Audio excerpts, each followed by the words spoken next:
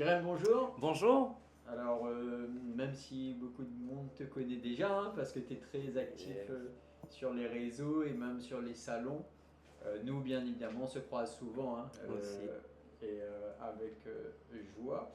Donc voilà, c'est à ton tour de passer, de jouer le jeu. On te remercie de l'interview de Avec plaisir. Zénial et là du Zen Zen Mag. Super. Donc une petite partie pour ta présentation et puis tu vas passer la traditionnelle portrait chinoise de Sophie Super, génial, cool. qui est la cerise sur le gâteau. Très bien. Donc voilà, alors on va commencer très simplement. Est-ce que en quelques mots, déjà tu peux te présenter ton nom, ton activité et où c'est que tu exerces pour que les Bien gens sûr. aient une meilleure idée de ce que tu fais. Avec grand plaisir en tout cas. Ben, merci beaucoup pour cette interview, pour cet accueil. Et du coup, pour ma petite présentation, donc déjà, je suis Jérémy. Et donc, je pratique tout ce qui est à travers donc, les soins énergétiques, le magnétisme, l'hypnothérapie, les bols tibétains en cristal, ou bien encore tout ce qui est associé au tambour chamanique et au voyage intérieur lié à l'inconscient. Mon but principal à travers mes différentes pratiques est d'amener une libération au niveau spirituel, mental, émotionnel et physique pour permettre aux gens de retrouver donc l'équilibre et d'aller vers une meilleure santé au sens général. Qui était l'enfant Jérémy? Alors l'enfant Jérémy, c'était un enfant, on va dire, très pensif dans la lune, bien souvent dans la lune, qui était très connecté, mais à la fois qui se demandait toujours ce qu'il y avait de l'autre côté. C'était des questions que je me rappelle avoir eues déjà tout jeune, à travers les classes d'école où on disait Jérémy, Jérémy, reviens, reviens, reviens. Donc j'étais très connecté et puis c'est vrai que j'allais toujours chercher à comprendre. Voilà. On pouvait me définir, je dirais pas comme un enfant turbulent, mais un enfant dans la lune qui s'évadait facilement et qui avait du mal à être réellement connecté à la matière, on va dire. Ok, et ça, extérieur comme à la maison. Comme à la maison. Et, même, Ben, à la maison, on va dire que j'étais un peu plus alors, turbulent, oui, mais on va dire que j'ai toujours eu besoin voilà, de comprendre. C'était vraiment le besoin de comprendre, de fonctionner, de pourquoi telle chose et pas une autre, pourquoi les choses sont ainsi faites, etc. C'est des questions qui m'ont toujours fasciné et je pense depuis l'enfance. Le besoin de comprendre et de porter compréhension sur le monde qui nous entoure, mais aussi à travers, déjà à travers soi, d'avoir plus de compréhension de donc ça soi-même, a commencé très tôt. très jeune. Et du coup, là, en plus, avec la liberté de l'enfant, et du coup, ça m'amène à la question suivante.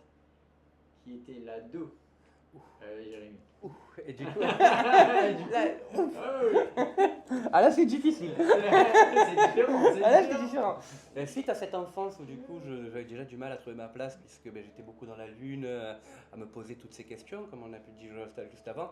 C'est vrai que mon adolescence, là par contre, ça a été une adolescence un petit peu turbulente. Le fait de chercher ma place, de devoir toujours... je pense qu'il y avait un besoin d'existence intérieure par rapport à tout ça. Et du coup, qui m'a amené vraiment à côtoyer différentes personnes, différents milieux, et parfois à faire des choix pas forcément les plus les mieux placés. Mais c'est ce qui fait mon parcours et mon expérience C'est ça. aujourd'hui, ce qui me permet de conseiller aussi par la suite avec toutes ces expériences-là. Donc pour répondre à ta question, je dirais Très agité. très agité. Ok. Et du coup, oui, parce qu'on a cette liberté d'enfant, cette expérimentation d'ado pour essayer de se positionner. Et après, on rentre dans ce qu'on appelle, je sais pas, après toi, dans tes accompagnements, comment tu appelles ça? Moi, j'appelle ça un petit peu le personnage. Bien sûr, Donc, c'est celui qui doit survivre dans l'environnement qu'on lui a donné. c'est ça. Et du coup, est jeune adulte, souvent, ou adulte hein, pendant un moment. Et donc, qui était le personnage Jérémy donc, qui a dû faire avec cette liberté d'enfant. Ouais. Et cette rébellion d'ado, mais qui a dû quand même trouver un fonctionnement dans la société. Bien sûr, bien sûr. Mais, on va dire que le personnage Jérémy, je me considérais comme un personnage bienveillant. Bienveillant, à l'écoute des autres, qui a ce besoin d'apporter à travers lui pour les autres et pour que les autres soient bien également. J'ai toujours été de plus jeune quand on m'a commencé à me dire qu'est-ce que tu veux faire.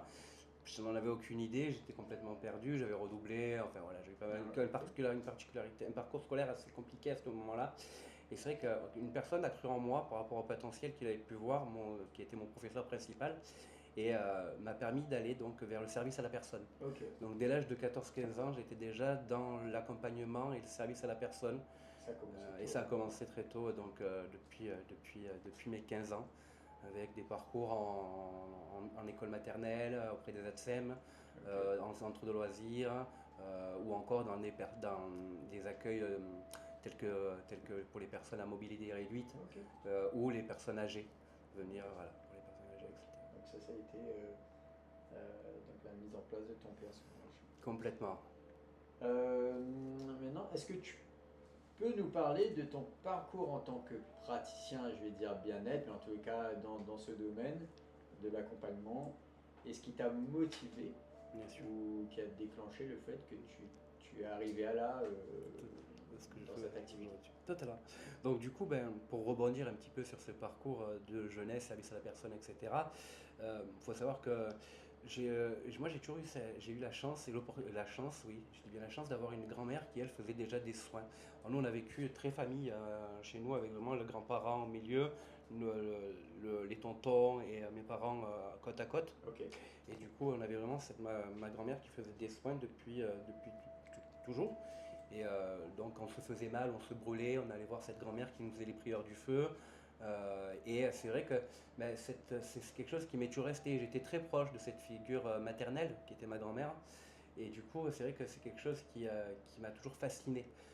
Ses capacités à pouvoir soulager, apporter aux autres à travers ces capacités-là. Et du coup, c'est vrai que il y a 10 ans en arrière, quand ma grand-mère s'en est allée, et a quitté donc ce monde, moi j'ai eu mes premières expériences. Et notamment ma première expérience avec mon ex de l'époque qui, elle, faisait des crises d'angoisse suite à des traumatismes. Et la seule chose, parce qu'on avait 18 ans, 17 ans, et elle voulait surtout pas le dire à ses parents. Il fallait pas que ses parents le sachent. Donc c'était une situation complexe, puisque s'il lui arrivait quelque chose qu'on ne disait pas, moi je ne savais pas comment faire, elle, etc. Ouais, voilà, c'était quand même quelque chose de difficile. Et le seul moyen de la faire revenir, ça a été de faire comme ma grand-mère, c'est-à-dire de commencer à imposer les mains. Ok. Voilà. Donc il y a plus de 10 ans en arrière où j'ai vraiment commencé à imposer les mains et à avoir ses premiers résultats. Donc de fil en aiguille, par la suite j'ai développé ce côté magnétisme à travers mes capacités qui se sont réveillées de ce fait. Ça a été comme une transmission au final si on regarde bien. Hein. Et du coup par la suite j'ai beaucoup voyagé, 6 mois aux Canaries, 6 mois aux Baléares, 5 mois en Corse, en Irlande, toujours à rencontrer des gens un petit peu qui me parlaient de bien-être, de capacités extrasensorielles. Et les choses se sont donc ouvertes de fil en aiguille jusqu'à complètement arriver donc au bout de tous ces voyages à La Réunion. Où je pense que La Réunion on n'y arrive jamais par hasard et où là vraiment tout s'est ouvert totalement. Et donc aujourd'hui depuis 2017 je vis véritablement de cette passion et de cette vocation qui m'a été transmise à travers les soins. Et en plus donc en rajoutant différentes cordes à mon arc comme je pouvais l'expliquer, telles que l'hypnothérapie, les bols, les tambours chamaniques, les pratiques un peu plus axées au voyage intérieur lié à l'inconscient. Donc tout ça, c'était par rapport à ton parcours personnel.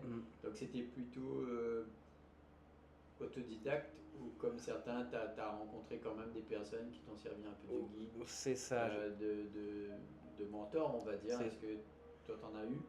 J'ai rencontré une personne qui a créé un éveil, une phase d'éveil. Alors déjà, j'avais ces capacités-là, etc. Mais en Irlande, j'ai rencontré une personne avec qui on avait accroché et qui un jour m'a fait venir chez elle et a commencé à passer mes mains sur moi. Et là, j'ai vraiment eu une sensation où les yeux ont commencé et je me sentais vraiment partir. Et depuis, ça a été un élément révélateur en fait de ce que je voulais pouvoir apporter. Donc vraiment, voilà, au fil des voyages, mais également, je dirais que Je dirais que du fait que j'ai grandi avec cette grand-mère paternelle, je n'avais pas réellement conscience qu'il existait un milieu du bien-être. Ok. Pour moi, ça m'était inconnu. C'était naturel. Ouais, et puis on n'en parlait pas forcément à cette époque-là. Ouais, Je, ok. je vois vraiment ma grand-mère qui se faisait un petit peu, par mon grand-père, arrête un petit peu avec tout ça, tu vois, où fallait pas trop le dire, etc. Donc un peu vivre caché par rapport à ces choses-là. Ouais, c'est secret. Et du coup, bah, c'est vrai que moi, ça, c'est arrivé sur le tard, comme on pourrait dire, et où mon éveil s'est fait à travers donc, la découverte qu'il existait effectivement un milieu qu'on appelle le milieu du bien-être, avec des thérapeutes, avec tout un tas de pratiques qui Ouais. existaient que je n'avais pas connaissance à ce moment-là. Ok. D'ailleurs, bah, ça tombe bien parce que du coup, on parlait de pratique. Donc, du coup, au fil de tes voyages, tu as quand même connecté à pas mal de choses. Et tu vois, du coup, dans tes pratiques, quelles sont les techniques ou approches thérapeutiques Hmm. ou holistiques que tu fais? Est-ce que tu peux Bien sûr. expliquer brièvement? Bien sûr. Donc déjà, on va dire que moi j'utilise principalement tout ce qui est donc déjà pour avoir une énergie des personnes ou de ce qu'elles portent en soi ou des énergies présentes, je vais utiliser donc le tarot. Tout ce qui est associé au tarot pour vraiment avoir une structure énergétique de compréhension de comment la personne vient me voir dans cet instant-là. Je vais aussi utiliser tout ce qui est lié beaucoup à l'inconscient, avec la compréhension des 80% d'inconscient, 20% du plan de la conscience, les choix qu'on peut faire par rapport à notre inconscient, même qu'avec des coupes, hein, le fait de choisir avec différentes coupes et de comprendre qu'en termes de numérologie, chaque numéro est associé à une symbolique au niveau de l'inconscient. Donc voilà, donc déjà on rentre dans l'état d'être, dans ce que l'on porte à travers soi, les caractéristiques de l'âme ou des personnes à travers elles-mêmes. Et par la suite, donc tout ce qui est radiesthésie pour l'élaboration de bilan énergétique, le soin magnétisme également, avec donc rééquilibrage de ces chakras, les bols tibétains en cristaux, induction au tambour chamanique, nettoyage émotionnel à la fin de l'inconscient où on va chercher vraiment à créer la dissociation pour libérer tout ce qui est croyances, mémoire et autres, fermeture au tambour et donc après par la suite bilan énergétique et dernière guidance de tarot pour vraiment restructurer le soin qui aura été apporté dans son ensemble. Ok, donc du coup, euh,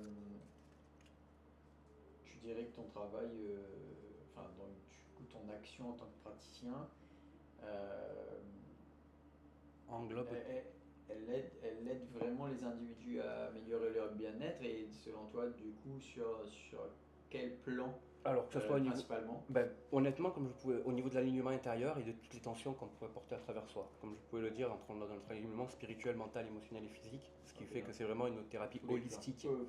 voilà, où on englobe l'être à part entière dans sa globalité, et qui permet de ce fait, de quand on vient faire un soin avec mes côtés, on ressort forcément totalement différemment, avec d'autres prises de conscience, avec d'autres choses, qui nous permet d'évoluer. D'accord. Il y a une question que j'aime bien poser parce que là, on parle effectivement ben, des pratiques, etc.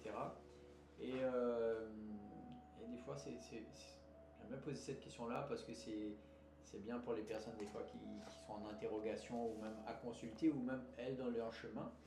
Mais tu dirais quelles sont les principales difficultés ou défis auxquels tu as été confronté ou tu es toujours confronté en tant que praticien et comment tu fais pour les surmonter? Alors, comme je l'explique aux gens, la plupart du temps, les plus grosses difficultés sont tout ce qui est apparenté aux croyances limitantes ou aux blocages liés au mental. Le fait de venir avec déjà des barrières psychologiques sur certaines choses plutôt que d'être dans un laisser-aller pour voir un petit peu comment ça va se passer. Ça, ce sont les plus grandes barrières à savoir faire passer justement pour apporter donc de plus en plus les plus belles qualités justement à travers différentes séances. Ce sont vraiment cet attrait au niveau des propres barrières psychologiques qui sont bien souvent respectives à chaque personne et où il faut savoir justement creuser pour amener à libérer et donc être justement dans le vrai, on Ouais, pourrait dire le vrai. d'accord. Et sinon, toi, sur un plan, on va dire, personnel, est-ce que ça a été très fluide de passer d'une vie tous les jours à celle de praticien ou de... Je dirais que ça a été, pour moi c'est naturel. J'ai vraiment cette sensation de faire ça naturellement en fait. C'est quelque chose qui s'est mis en place vraiment d'une façon très, très simple et où de ce fait, j'ai pas été réellement côtoyé à de grandes difficultés. Alors à un moment, si, puisque au tout début, c'est genre, je vais chercher dans mes souvenirs, on va dire que les plus grandes difficultés au début sont la légitimité. C'est vraiment le fait de se sentir légitime en termes de praticien dans ce que l'on apporte bien souvent. Et la légitimité qui est associée à la confiance en soi, hein, avant tout. Hein. Mais c'est vraiment d'avoir cette confiance en soi et en nos capacités respectives pour apporter le plus beau de soi-même. Ok, parfait. Et tu dirais quels seraient les principaux avantages et bénéfices que les personnes qui te consultent peuvent retirer de tes séances? Est-ce que par exemple, là, tu as eu, sans citer de nom bien sûr, hein, mais une anecdote assez marquante à nous partager? Totalement. On va dire qu'en termes d'approche par rapport aux patients, alors ça a pu être sur des choses où certaines personnes avaient des problématiques de peau, ou avaient des migraines, ou des choses associées bien souvent intérieurement à des blocages, on va dire, et de voir que la transformation que l'on apporte aux personnes, je trouve que ça c'est le plus merveilleux, et vraiment avec des suivis par exemple pour les problématiques de peau, avec des photos avant, pendant, après des cycles de 21 à 28 jours, ou de pouvoir voir, voilà, grâce à la séance que j'ai fait aujourd'hui, je vais mieux, j'ai retrouvé mon alignement intérieur, mes migraines sont passées. Enfin, je trouve que c'est des choses merveilleuses, et puis vraiment d'avoir une approche aussi métaphysique du corps humain, et de pouvoir apporter ça aux personnes. Je trouve que ça c'est merveilleux de se dire, ah mais, hein, ou ces petites phrases que l'on connaît tous, un peu le mal a dit, hein, le mal a dit, on en entend souvent parler, ou voilà, cet alignement, où parfois, tout ça, prendre en compte que toute problématique de peau vient avant tout bien souvent du plan émotionnel, ou que toute forme de maladie, en sens général, provient soit du plan psychomental ou soit du plan émotionnel. Cette compréhension va vraiment permettre de se libérer de tout un tas de choses qui finalement pourraient nous toucher. Je trouve que ça c'est magique de pouvoir l'apporter aux personnes et de donner cette compréhension à travers ça. D'accord. Donc du coup, vraiment, c'est vraiment des séances assez uniques. Et toi, quels sont tes moyens d'adapter un petit peu la séance aux personnes? Est-ce que les personnes formulent ou est-ce que vraiment c'est... comment tu procèdes toi? Parce que je sais qu'il y a plusieurs modes opératoires. Justement, c'est ça que je trouve bien, c'est-à-dire que vraiment pour cibler une séance, ce qui va être apporté à une séance, je vais vraiment utiliser le support des cartes qui nous donne une visibilité des énergies dans la matière et où au final, quand ça va parler, quand ça va créer des correspondances ou créer des échos chez les personnes, c'est là où justement on va devoir appuyer sur ces séances-là. Il ne nous est jamais montré des choses qu'on n'est pas prêt à comprendre ou pas prêt à surmonter. Donc le fait de pouvoir combiner tout ça, d'apporter, etc., forcément ça va créer des séances uniques et propres aux besoins des personnes qui viennent me voir, sans forcément avoir besoin de faire du consulting ou autre. On est vraiment dans l'instant. Donc c'est vraiment dans l'instant. Ouais. Ok. Et peux-tu nous parler d'une expérience ou d'un moment particulièrement gratifiant que tu as vécu en tant que praticien bien-être? Bien sûr. Alors, on va dire que gratifiant, on va dire que quelque chose dans lequel c'était un jeune en métropole qui avait 15 ans et à cet âge-là, forcément, les garçons, etc., c'est toujours compliqué. Il avait des verrues plein les mains. Ok. Mais plein les mains, ses doigts étaient déformés tellement il avait des verrues. Et sa maman avait tout fait. Hein. Il allait voir, voilà, c'est pas un podologue, pour la peau, un dermato, merci. Un dermatologue, etc. Et rien n'avait marché. Donc du coup, le fait d'être venu me voir au bout de une à deux séances, et de voir que ça s'était transformé, que c'était disparu. Ok. Pour lui, ce jeune, déjà, ça a été une libération. Ouais, c'est ça. Tu vois, et déjà, voilà, 15 ans, on commence à avoir les Ouais, hormones, c'est dégoûtant, oui, il y a les filles, il y a beaucoup de choses. C'est ça.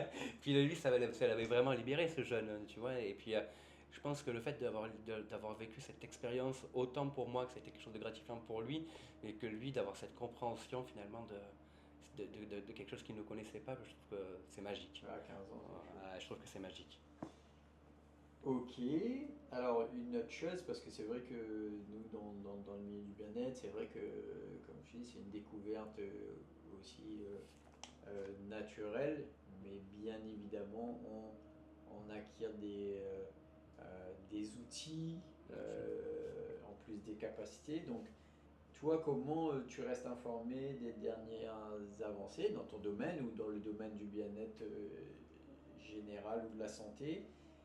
Quelles sont les ressources ou les formations disponibles pour te tenir à jour? Alors honnêtement, pour me tenir à jour, moi je vais dire que je me laisse vraiment porter par les informations. C'est vraiment dans une... Alors forcément, j'ai pu avoir lu quelques ouvrages, etc., mais c'est pas forcément mon fort. Donc quand j'ai besoin de quelque chose, je vais toujours à la recherche des informations dont j'ai besoin. Et on va dire que je me forme, la vie est une formation, on se forme au jour le jour. Donc je me forme au jour le jour à travers mes expériences, à travers ce qui vient à moi, et c'est ce qui crée vraiment cette richesse. Je pense que de ne pas se codifier réellement par rapport à telle chose, mais de se laisser libre Ok, sans vouloir s'enfermer à travers certaines choses. d'accord. Ok. Comme la nature n'a pas besoin d'être enfermée, je pense que nous, intérieurement, à travers nos connaissances, savoir et savoir-faire, tout doit partir de l'intérieur, dans cette connexion avec les choses qui viennent à soi, nous appellent, ou dans les choses dans lesquelles on se sent connecté. Ok. Ouais, quel conseil tu donnerais à quelqu'un, par exemple, déjà, est-ce que ça t'arrive, mais Mhm. aussi quel conseil tu donnerais à quelqu'un qui serait attiré ou qui ressentirait un petit peu les appels Bien sûr. d'être accompagnant ou de se lancer un petit peu dans ce domaine? Quel petit conseil tu lui donnerais Le plus beau des conseils que je pourrais apporter, c'est de faire les choses avec amour. C'est de faire les choses avec amour et de se laisser porter par ces choses qui nous nourrissent. Et là où de toujours se dire qu'il n'y a pas de hasard et qu'on est là où on doit être à chaque instant. Et de ce fait, quand on parlait d'apprentissage, etc., pour revenir un peu, c'est vrai que les rencontres, savoir la nourriture, de nourriture qui n'est pas que physique, qui est aussi par rapport à ce que l'on regarde, ce que l'on met, ce que l'on écoute, les liens que l'on entretient, etc. Je pense qu'il y a tout ça qui rentre en compte. Et par rapport à ta question que tu me disais, le conseil, c'est vraiment d'être à l'écoute de soi et de savoir se faire confiance. Ok. C'est un bon Vraiment conseil, le beau. c'est un bon conseil. Et Je prends. tu prends. Sophie, elle prend. Sophie, elle prend. Et d'un point de vue plus, du coup, qui te concerne toi maintenant, quelles sont ce qu'on peut appeler tes aspirations futures en tant que praticien? Et est-ce que tu as des projets ou des objectifs spécifiques là que tu souhaiterais, que tu es en mesure de mettre en place assez rapidement, d'un avenir proche en tout cas? On va dire que déjà de continuer, mon objectif principal c'est de continuer d'apporter, hein, comme depuis toutes ces années, donc à travers ce que je fais, de toujours vibrer dans de belles fréquences et de pouvoir justement continuer cette passion au jour le jour et à continuer à porter du bonheur aux gens qui me font confiance et viennent me voir. Ok, donc vraiment Ouais, no plan. non planning. Vivre au jour le jour dans l'instant présent et d'apporter ses plus belles. Alors si d'autres opportunités s'ouvrent, l'univers m'aura apporté des choses qui font que je devrais être à ce moment-là. Et c'est vrai qu'actuellement, du moment que de continuer à, voilà, comme je dis, à pouvoir vivre de cette principale passion qui me fait tant de bien à moi aussi et en apportant aux autres. Ok, bah, du coup, tu parles de ça, là, de cet amour que tu as pour ce que tu fais. Mm. Est-ce que ça suffit, parce que c'était la prochaine question, est-ce que c'est principalement ce qui te motive, du coup, tous les jours pour continuer à faire ce que tu fais, ou dans le cas échéant, est-ce qu'il y a d'autres choses, par exemple, qui te Alors, motivent? il y a j'ai une ouverture depuis quelques années sur tout ce qui est associé aux pratiques chamaniques. Donc, en plus du magnétisme, des bols, des hypnoses, etc., j'ai vraiment aujourd'hui des choses qui s'ouvrent dans le domaine des pratiques chamaniques, des rituels et autres. Donc continuer à me développer dans certains développements, de voir un petit peu, d'ouvrir un petit peu ce champ des possibles. J'aurais eu un projet, pour qu'on réponse sur le projet, ça aurait été de voyager à un moment donné, peut-être en direction du Mexique ou du Pérou, aller à la rencontre des chamans dans les véritables tribus, voir un petit peu le savoir, la connaissance et les connexions qu'ils ont avec ce monde de l'invisible. Et ça, je trouve que c'est quelque chose qui, oui, qui m'anime beaucoup. Qui te tente très bien. Ok. Voilà. Et du coup, pour terminer, c'est ma dernière question. En tout cas, je souhaite que tu ailles les voir, hein, on dirait. Quel message ou conseil souhaites-tu transmettre à nos lecteurs pour aider à atteindre le bien-être? Bon, j'ai mis optimal, mais en tout cas, à atteindre le bien-être, quel serait ton conseil, toi? De toujours faire les choses avec son cœur. Le plus beau conseil que je puisse apporter, c'est de savoir faire les choix et les choses avec son cœur, de savoir s'écouter, de s'écouter intérieurement, d'écouter nos perceptions, nos intuitions, nos ressentis. Que lorsque les choses nous arrivent, il y a toujours un équilibre de ce pourquoi ça nous arrive et de prendre conscience de ces choses-là.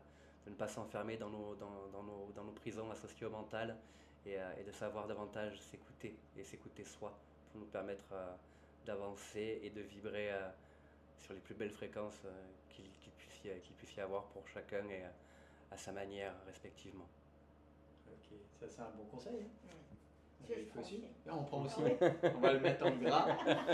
Bon, Jérémy, en tout cas, merci pour cette interview, cette sincérité, c'était simple. Et voilà. Il n'y avait pas une citation? On n'avait pas. Ça, c'est dans ton portrait. Ah, d'accord. Et oui, Sophie est un petit peu pressée, elle est un petit peu pressée. Parce qu'après, moi, ma partie est terminée. Ok. Et tu vas maintenant découvrir le portrait chinoise de Sophie. Génial. Et, c'est une Avec belle joie. ambiance. Mais en tout cas, merci pour ta disponibilité. Avec grand merci plaisir. pour Merci tes réponses. beaucoup. J'espère que ça aura éclairé un peu ceux à qui était destiné le message. Hein. C'est pour ça qu'on fait ça. Hein. Donc voilà. En tout cas, merci. Merci à vous. Merci.